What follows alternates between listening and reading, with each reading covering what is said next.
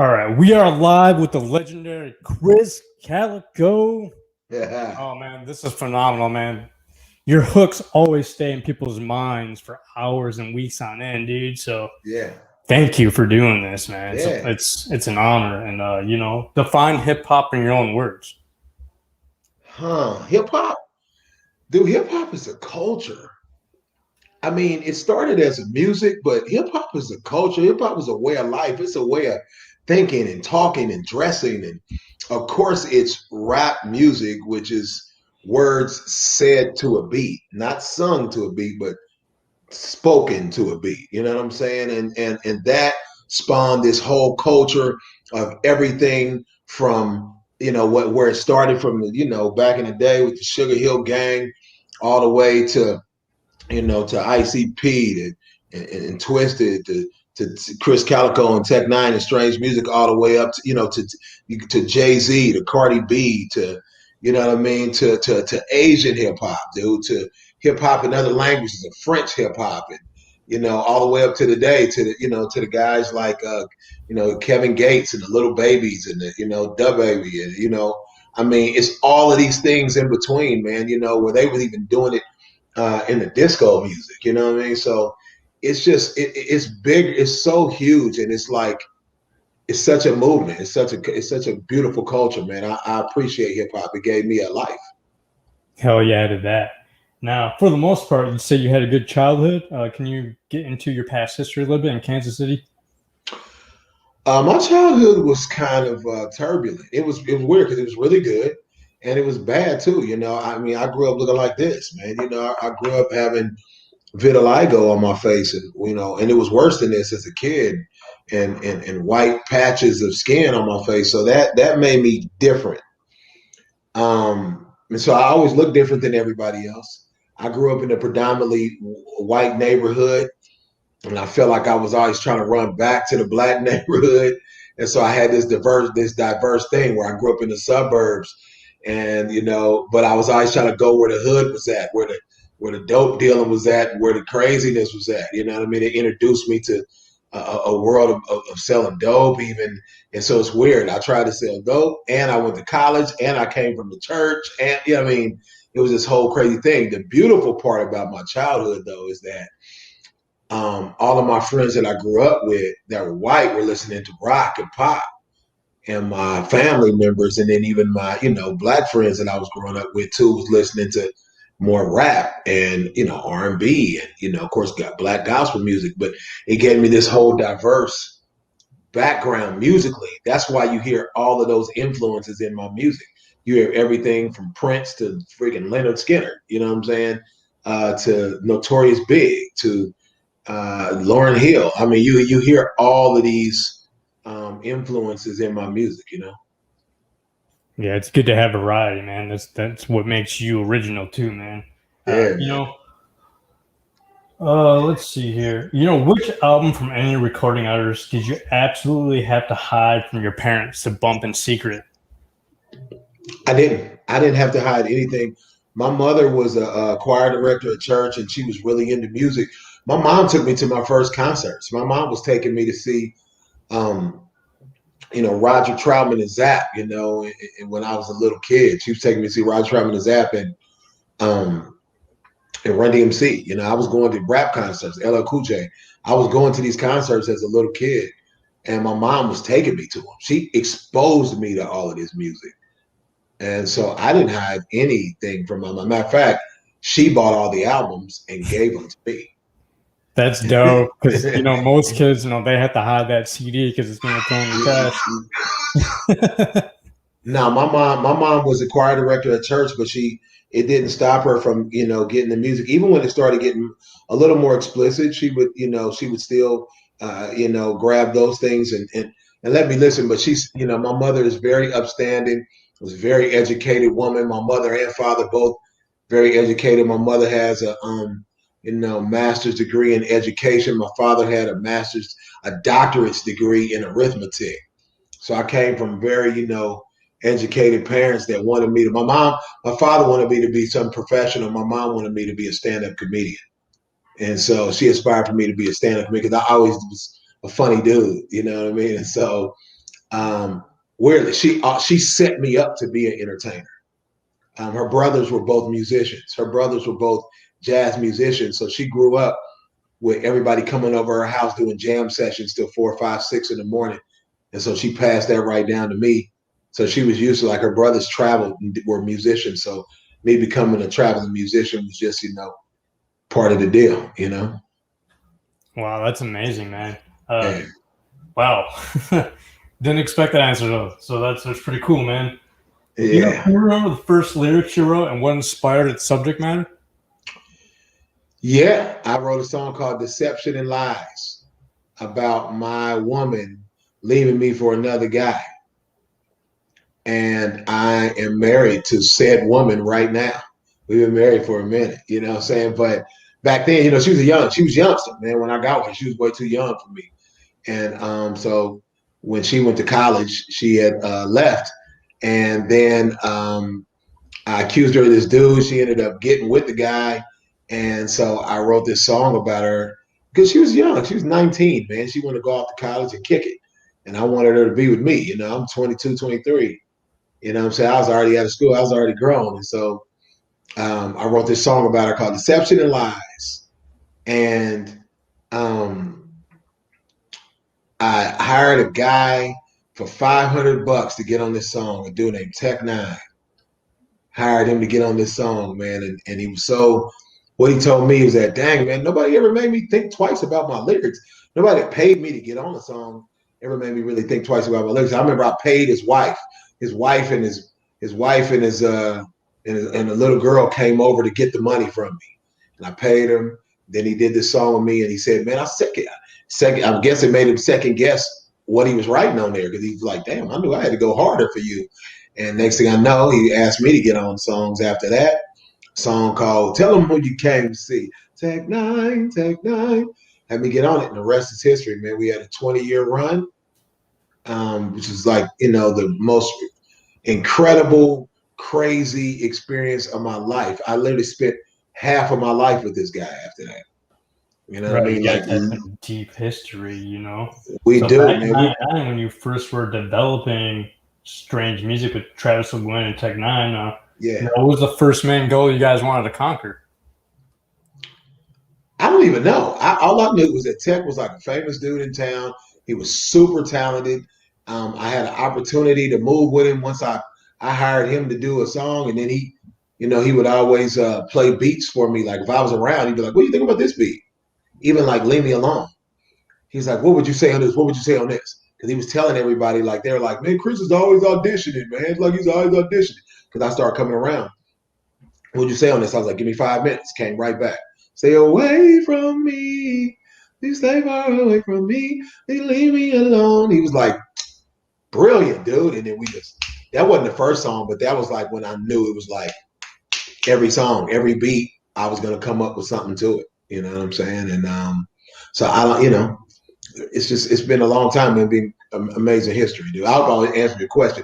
I'm gonna be honest, dude. I go off on tangents all the time, so you're gonna get a lot of info, but I may or may not answer your question. It's okay, brother. It's okay, man. I totally understand. Yeah. This might put you on the spot, but which hook of yours from any track that you helped create do you feel is like your absolute favorite and that you did your best on? Oh man, it's gonna be hard for me to answer because I do my best on every single track, man. Even if I do features for people, I do features right now through a website called Indie Amplify. It's owned by Futuristic. And even when I do features, man, I do my absolute best every single time. And I don't know how to do anything. Travis, years ago, I remember he was hollering at us about, man, we're doing this show. It's super important tonight.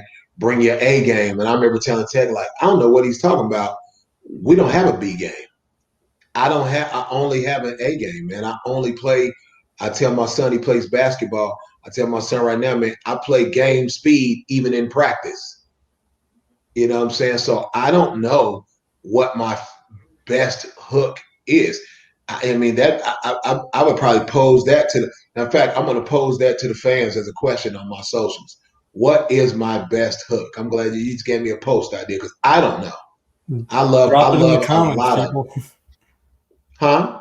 I was saying to the people, drop it in the comments. What do you think is Krizz Kaliko's absolute best? Yeah, give me what you.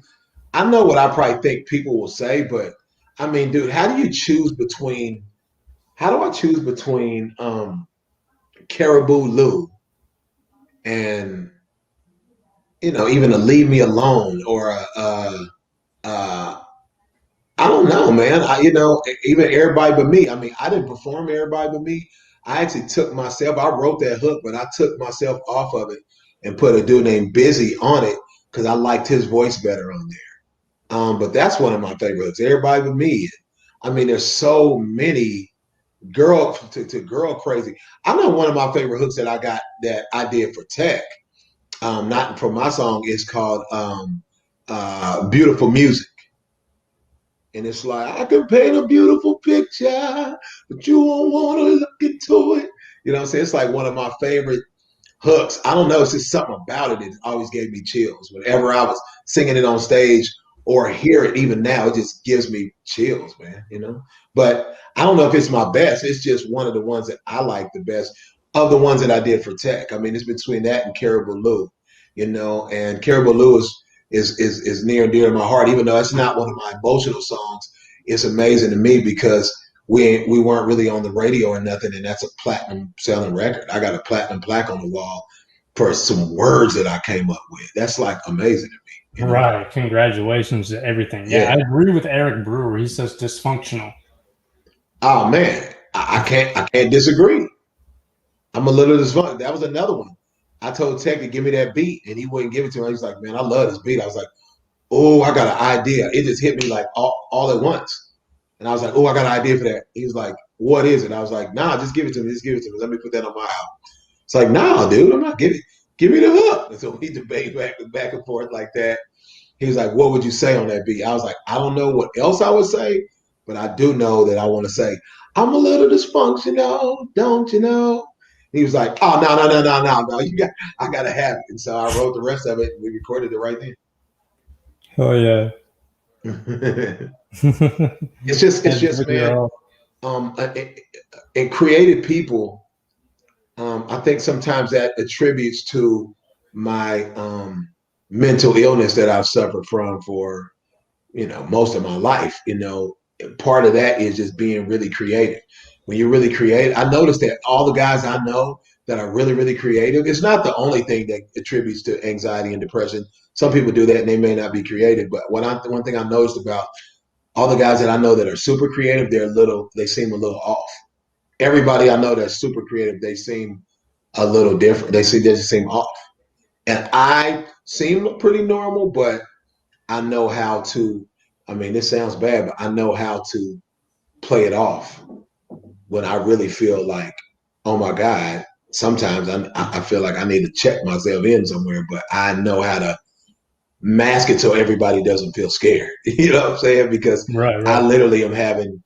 I spent a lot of years, a lot of this time having panic attacks and going through depression.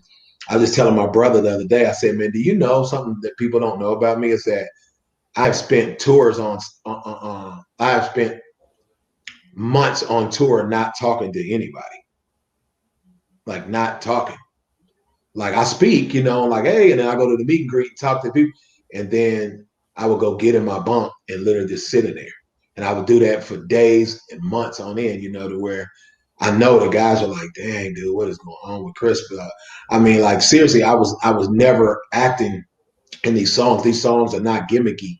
Like I really was going through it. I just was able to write it and let it be my therapy, and it helped me. And so I knew it would help other people. Even my new single, Wait, I knew that I was writing it for me, but I know a lot of people go through the same thing I go through. So I just felt like, this has always really been my therapy. I know it sounds like a cliche and it sounds cool to say as a musician, like, ooh, this is my therapy. Like, it's like a real thing for me. You know what I'm No, you're saying? just being real, and I appreciate the honesty, man. Nah, it Oh, is.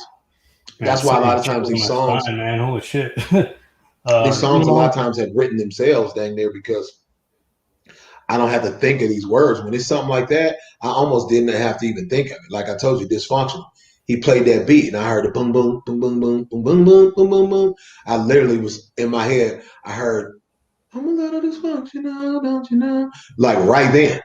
You know what I mean? So when it's real to you, that's one thing I did learn from my brother, man. When it's real to you, you don't have to turn it on and turn it off. It just happens. You know what I'm saying? How satisfied are you with the final results of your final strange music release, Legend? I love it, dude. I mean, like I said, I love everything that I've ever done. Think about those songs on there, dude. It's a song with me, Jelly Roll, and Mercules called Avoid Mirrors. You know what I'm saying? And I was talking about how toxic the food is and why we're how we're affected by this food. So I said I'm already dead. Somebody tried to kill me, put the bullets in the bread, but I eat it up. You know what I'm saying? Yeah. I'm already cold. Somebody told me no fingers in the sugar bowl, but I eat it up. I was talking about, like, dude, that was just my poetic way of talking about the food. The food affects me a certain way, but we still eat it. You know what I mean? Dude, that was like really poetic. And then to get these monsters like Jelly Roll and Mercules to come on there and murk that beat, dude, like those types of songs in there, Borrowed Time. You know what I'm saying? I'm living on borrowed time. Like, dude, these songs mean a lot to me. So I'm pleased with every single project I've ever done. I don't even have a lot of extra songs. I got maybe 3 extra songs over these 20-year span that I haven't used. I don't do extra songs. I make songs and put them out. You probably You have a know, crazy vault going on, huh? I'm crazy. What? A crazy vault of music just I hidden in the don't. back? That's what I'm saying. I don't have You a don't. dude. I have 3 songs that I haven't used probably in my whole life. Oh, wow. Everything that I've written, you've heard it. I recorded it and put it out. Everything. I don't make 40 songs and pick 15 of them and put them out. I make, if the album is 16 songs long, I make 16 songs and I put them out. Wow. That's Yeah, impressive, man. I figured you yeah, might have man. a stash, but yeah, I heard that wrong. So Nah, my bad on that. nah, So nah, nah. I don't. I now we're only going to got. get into the deep questions here. Now, Okay. what specific moments in your life led to you fully deciding to leave strange music and pursue your own solo career through Earhouse? Man, everything has seasons, man. Good times and bad. Everything has a season. And I felt like I had been thinking about doing this for a while. Like, really, in 2019, when I re-signed, I had actually thought about just leaving music and leaving the music business. The music business is a harsh business. It's a very harsh business. And I keep that side, that side's whatever. But um, I decided I was just, one of the things was, man, I've been gone my children's whole lives.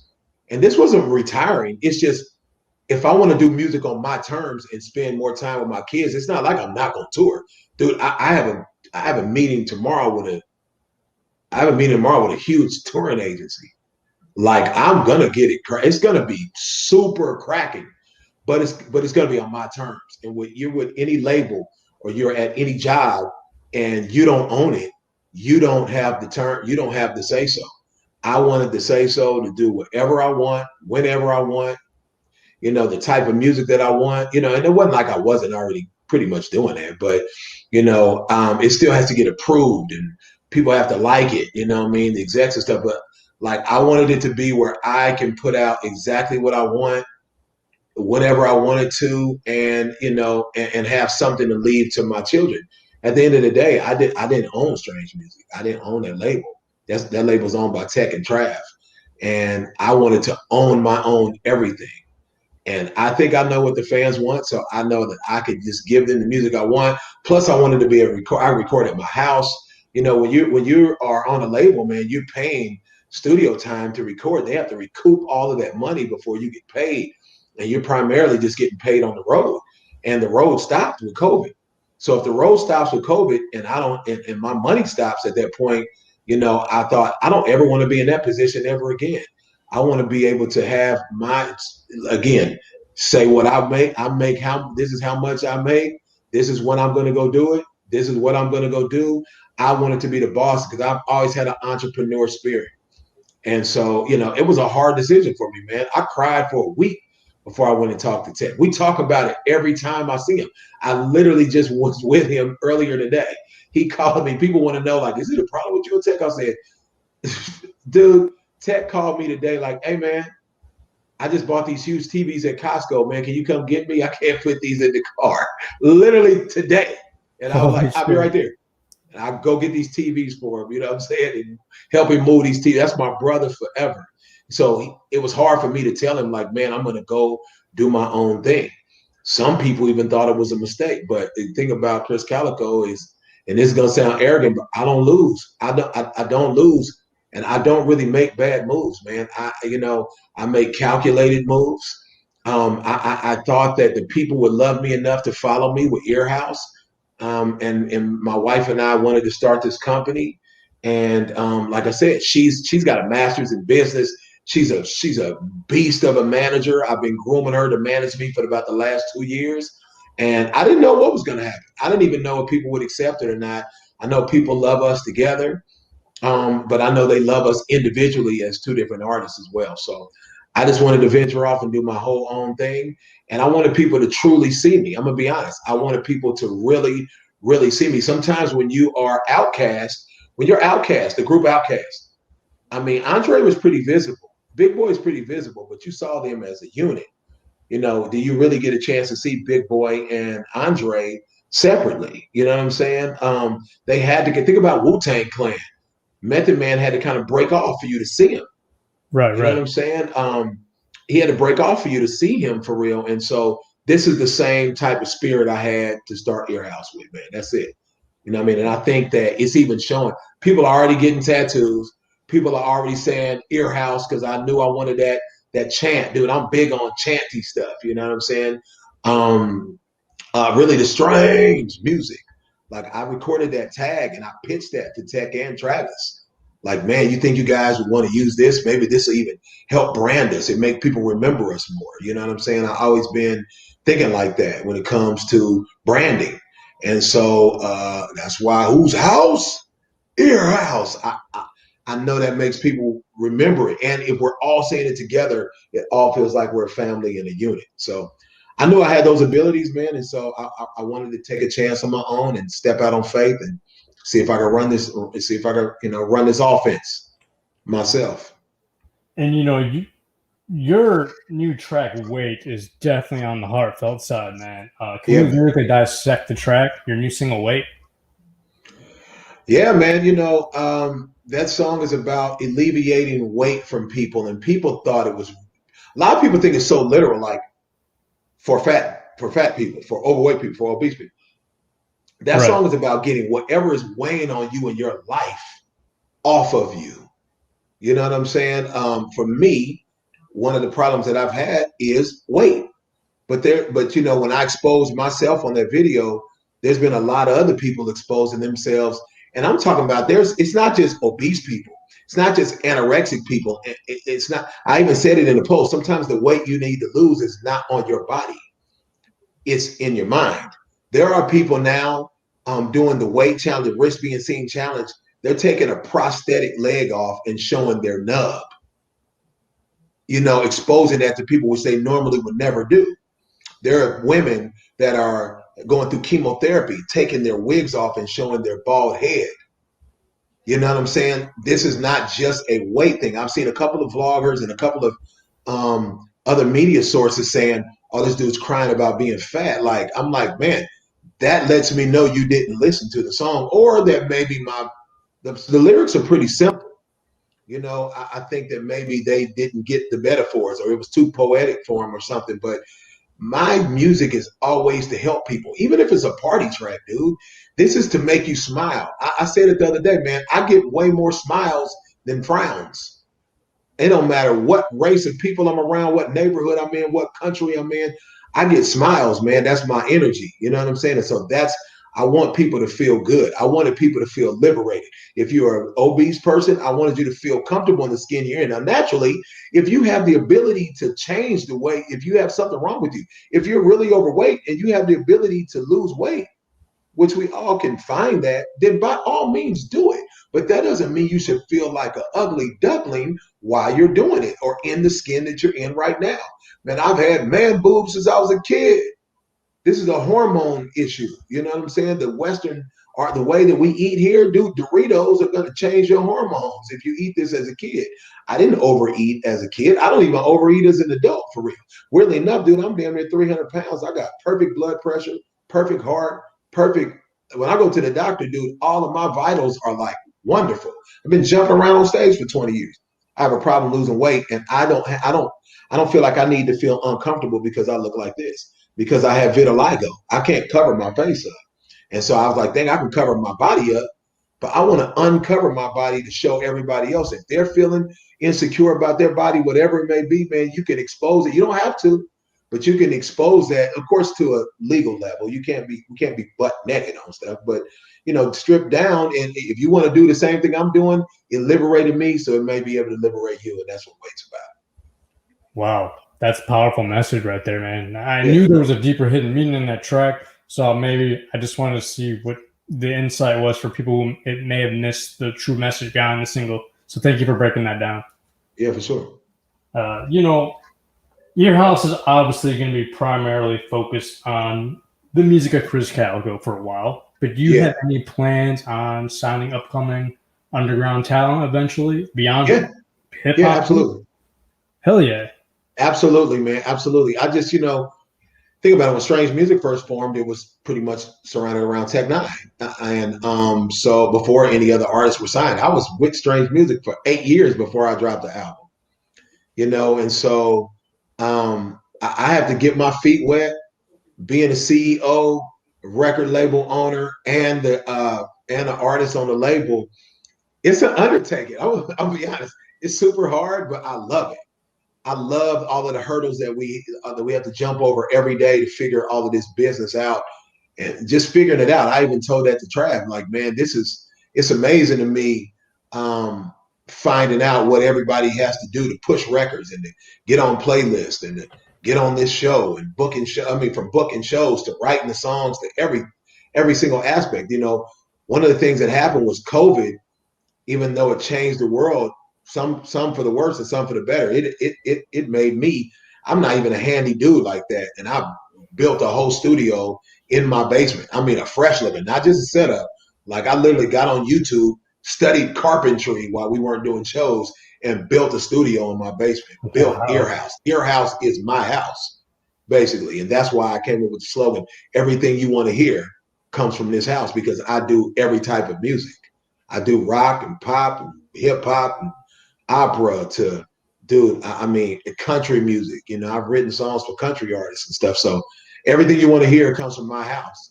And I was like, dang, the Earhouse. Everything you want to put in your ear comes from this house. You know what I'm saying? And so here we are, dude. The pandemic was super scary to a lot of people. It changed the world, but it did allow me to spawn Earhouse. You know what I mean? And when can fans expect your Earhouse debut, your full-length LP? I don't know. I'm gonna be honest, man. I just been dropping songs. I want to give people the most music ever. Statistics say now that people have a short attention span.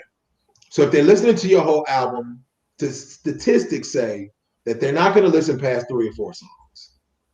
So my way of combating that was I'll just drop song after song after song after song. So they don't ever really get tired of me. They get a little break, and then here comes another song in the video.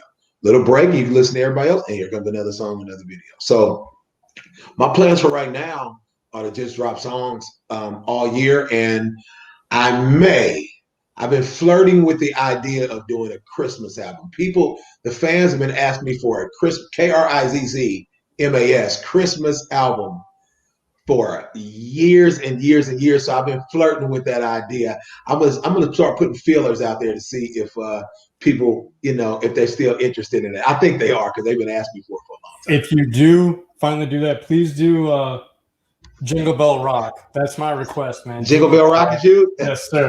Hell yeah. Yeah, man. Yeah, I might have to do that, man. Whatever I feel. I told you, the thing about me doing Earhouse is for me to do whatever I want. Everybody in life should be able to be as happy as they want to be and do whatever you want, man. This is exactly what I wanted to do. I've never been happier in my life right now.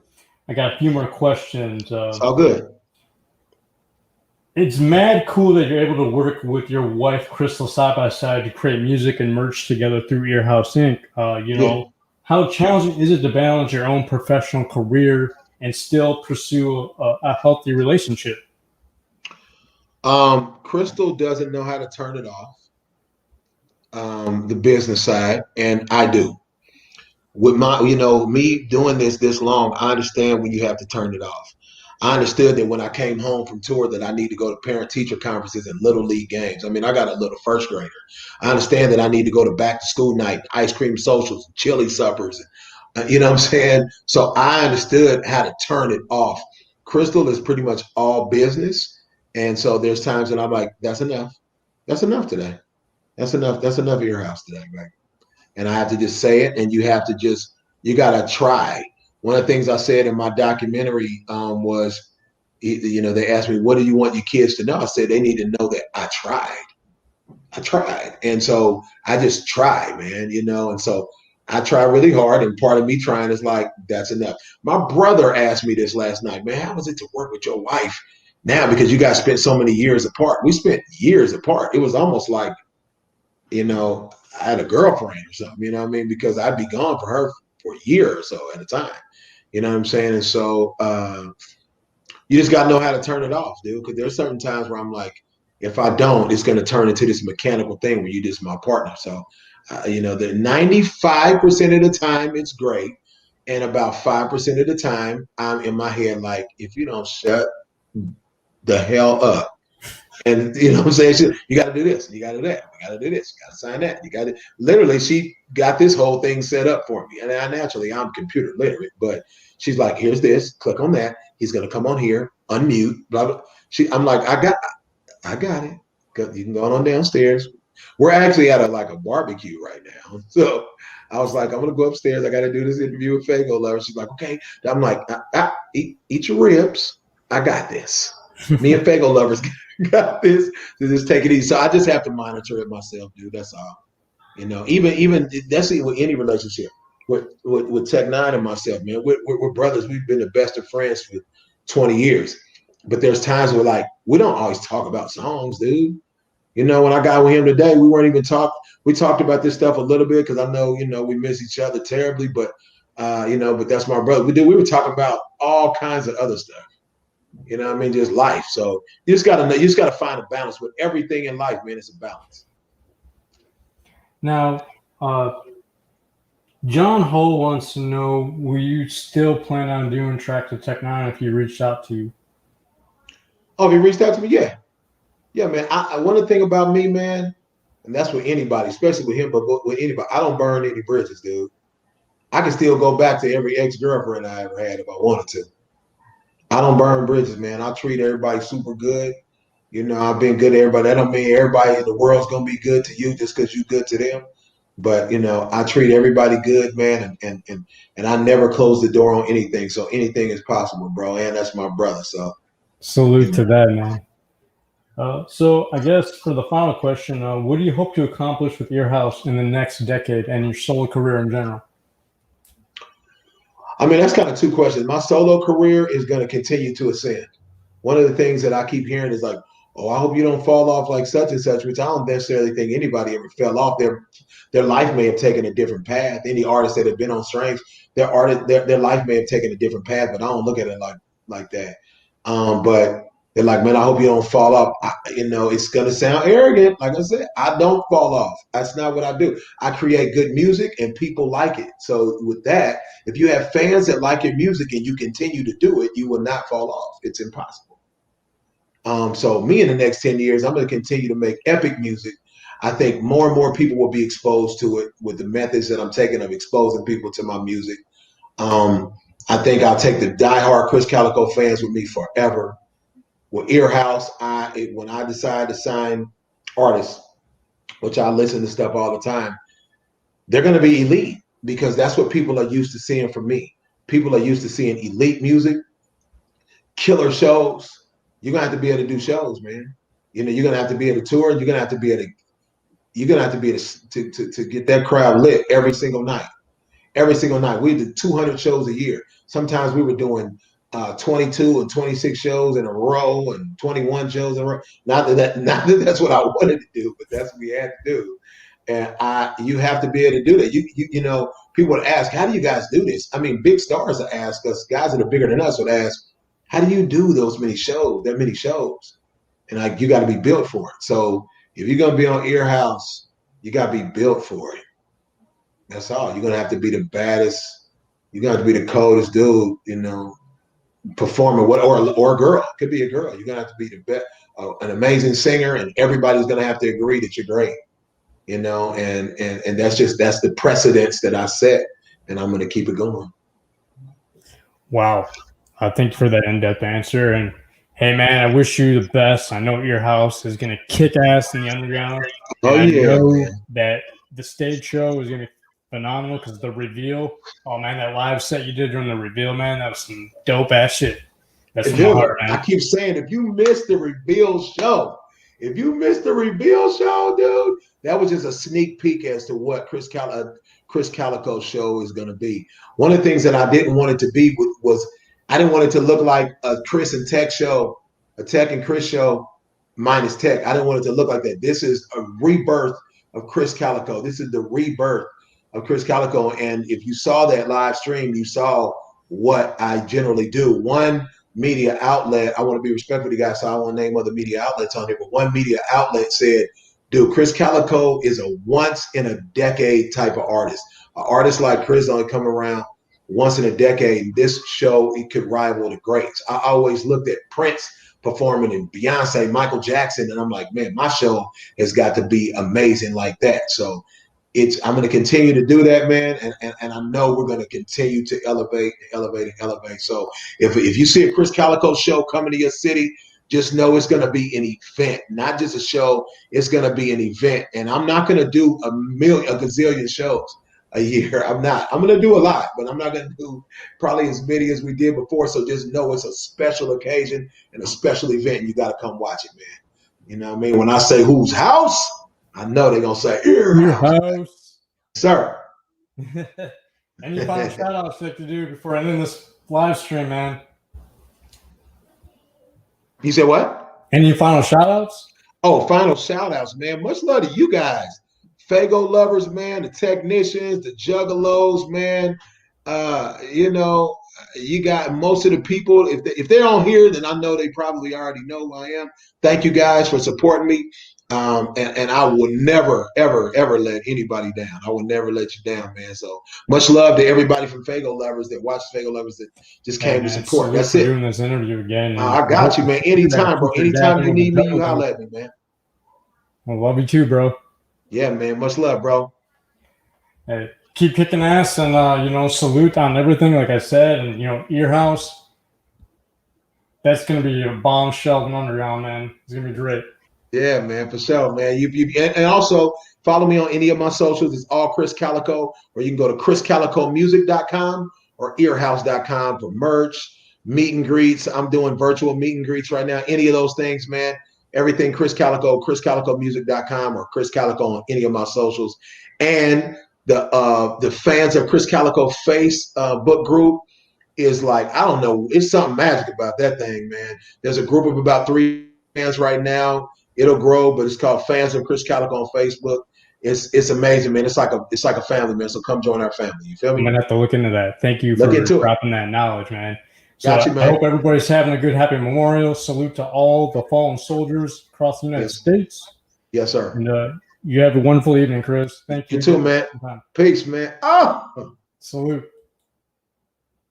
Thank you for everybody tuning in.